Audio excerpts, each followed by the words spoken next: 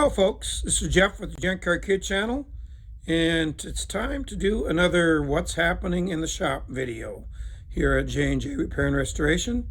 Haven't done one of these for quite a while, so I figure it's time to update you guys on what all has been happening in the shop, and what's in here and what we got coming in. So let's flip this camera around and see what's happening. Alrighty, I even got Tank here to help guide us through as much as he will. Okay, got a road runner here. I'm going to start at the other end of the shop and work my way around.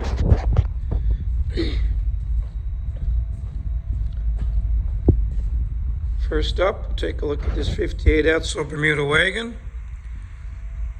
This is not getting a full resto, going to be more of a patina project. I do have an engine rebuilt for it, transmission rebuilt. Going to be going through all the running gear. And right now we've just been working on getting some of the rust repaired on the inside here. Passenger rear floor has been repaired, as you can see. And the driver's side, that panel there will wind up going right here. Got the tow board replaced. And same thing needs to happen over on that side. And there's a few spots in the back here we get to address as well. We got a rust hole there. There's one there. And the interior does get all redone. But he wants to leave the paint and body work as it is. I've always been a little bit undecided if I like that or not, but I can say it definitely saves a person a good chunk of money, since paint materials and that stuff has gotten really expensive, and there's something neat about just having that old survivor look to a car. This originally was a spring green and white, and you look here at the color, if it was all shiny it'd be sharp. Still going to be pretty cool the way it is though. And we got the 79 Camaro Z28 we are working on. This actually came into here, oh man, over a dozen years ago. And customer had the money for it for a bit, and then some things come up and we wound up putting it on the shelf for quite a while. But as you can see, it's back in the garage. And it does have a roll bar, because we got a twin turbo small block that you'll see in a minute that goes in it. And lately Tyler has been doing a lot of work just kind of stiffening up the body. This car, they got the subframe up front, and then from there back it's full unibody. So anything a guy can do to stiffen that is certainly going to make things better when a guy tries to put the power to the ground and not let things get all twisted up and stuff. These cars actually had a tendency, if you have some pretty decent power, right in this area along here, you'd actually distort things. So we're going to try to get it where it hopefully don't do that. We got subframe connectors in, you can see that. We did a lot of extra work from original, or the instructions I guess you would say, had you just weld it right there. But we've actually made it where it goes a little over twice as far attached to the rear subframe. So that should make things a lot stiffer. Plus a lot of the seams and stuff, like that seam there, that seam there, which from original were spot welded, we took and fully welded them. Just anything to make things stiffer. Back piece there is heavier. We got a piece of angle iron going all the way across up on the top just to tie things together. So my thinking is that's got to make a difference. What do you guys think? Let me know in comments, or maybe things that any of you have done that have built a car like this. Front will be getting coilovers. Rear still leaf springs, but it will be getting a 9-inch forward rear end. And behind that twin turbo small block will be a Turbo 400 with the gear vendor's overdrive. So it's going to make it just a pretty nice combination. And we'll walk in the booth here. I was doing a little work yesterday on colors for the stripe. We already got the body color picked out. And that's this color here. If I remember right, I named it, well, it's actually a Misty Purple Pearl. And I did a little tweaking to it, so I call it a Misty Purple Pearl Custom. These other colors here, we're going to be putting the 80 style Z28 stripe on it, which has 3 colors, which will probably be like in this order here. And I got my light here. We got a pretty good amount of sparkle in this stuff. I don't know if the camera picked it up or not. And I took 2 of them, of the main color of the car, added a little extra, it's called a PCFX5. It's basically kind of like a crushed glass. I don't know if you can catch it or not. This one's got the most. I got a little bit in here, and then there's none in this piece. Just to see if maybe he wants a little extra pizzazz to it. But can be a pretty cool car when it's done. And fast.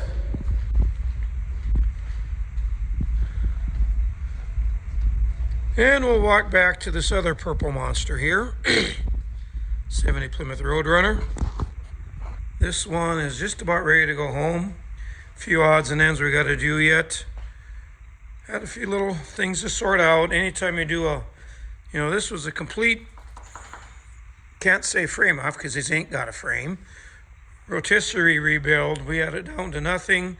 A lot of stiffening work done on the chassis of this. Engine is a stroked 440, comes up to 505 cubes. A little over 600 horse, 650 for torque. So yeah, it goes down the road really good. Full QA1 suspension.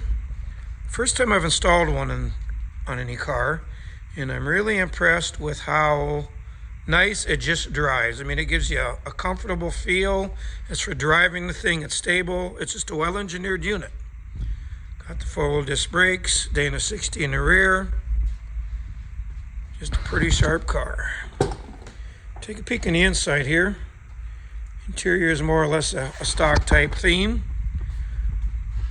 This was a bench seat car. We got these buckets, had the upholsterer redo them. He actually supplied the bucket seats as well. I think they're a Wise Guy brand. Tremec 5-speed, which even has the old Hurst pistol grip, is available for them. Pretty cool. Still smell the fresh vinyl. Dakota digital gauges. So, yep, it's a nice one. Like I said, just about ready to go home. Hopefully by the end of this coming week. Like I said, just a couple of odds and ends we get to sort out and make room for more stuff. And a boring Escalade. Not a customer car. That's just ours. Was my mom's before she passed away. Changed oil on it and had to replace the air filter, which I didn't have on hand. Kind of a funny story about it though. When my mom passed, which was May of 23, my wife thought we didn't need it. And I said, well, I don't know. We can drive it some, if nothing else. We have the 6-liter LS. Guy can always find use for one of them. But we start driving it, and she starts driving it, and it's like, man, this has comfortable seats and so on. And well, it's still here. Just kind of a daily driver. And over here, this is what I call horsepower corner. Don't know if I've mentioned that before or not. We got small, medium, and fast. This is completely rebuilt 292. Goes in a 60 Edsels 2-door post. I think I might have done a couple shorts on that, maybe a video. That's stored away in a dolly barn. This is about ready to drop in. The yellow engine is the one that goes in that 58 Edsels Bermuda wagon I showed at the beginning of the video. This is the stock 361. Gets the white E400 valve covers. I wonder if I got a pair of them hanging up here to show you guys or not. Yep. These aren't the ones, but this is the style valve cover that it gets. And then we got this little beast here. This is the engine that goes in the Camaro. This was supplied by the customer. I did pull it apart, check a few things, upgraded a couple things. Nice little twin turbo setup. This was built by a company or a kind of an individual. It was called a wrench rat. It is an older setup because we even have the old antique carburetor, as some would call it. But without the turbos, this engine made 420 for horsepower. And we're probably going to keep the boost around that 7-pound, maybe 8-pound range, so it can just be a pump gas friendly unit. And probably make, I don't know, 700 horse, a little more. This will be getting dynoed maybe in the relatively near future, because I got things getting pretty well set up, mocked up, where I can take it over to my friend Jesse at Rev Search. I think he even has a YouTube page. Just see what kind of power we can get out of it at moderate boost. I've been tempted to try higher boost with race gas, but I think that could be kind of opening up a Pandora's box, that if the customer wants to do that on his own and let things destruct potentially if it's not done right, that's up to him. We're just going to set it on stun, I guess you could call it, and it's still going to be just a pretty wild ride. So, I think that pretty well covers what I got going on right now. Yep, still got this glass top here. That's my own. It was my folks' honeymoon car. One of these days I'll be getting back on that. And coming up in the shop, and well, actually here, let's walk over to the edges of the booth. I can show you some pieces. We do have a 70 GTO Judge we started on this summer, and that's stored away in the dolly barn. But over here we got replacement trunk lid that's rusted out on the original one, or just more work than it's worth to fix, and found a very nice original one. Fenders already primed, first prime. Way back there, you really can't see. It's a hood that we got to replace. Had some rust spots that you take a screwdriver and it goes through. And it kind of got buckled over the hinge in the one spot. Not bad, but just one of them cases where it's going to be more work than it's worth, as opposed to replacing it, since they do make a fairly good reproduction for them. And over on this side, we got a radiator support. We got a couple doors here, and yeah, it gets quarter panels too. And coming up also, we got a 65 Chevy pickup. We'll be doing a complete job on, kind of like that Roadrunner is. A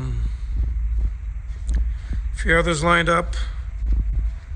Lots of stuff going on. So, here's the around the shop tour. And until next time, we'll see you later.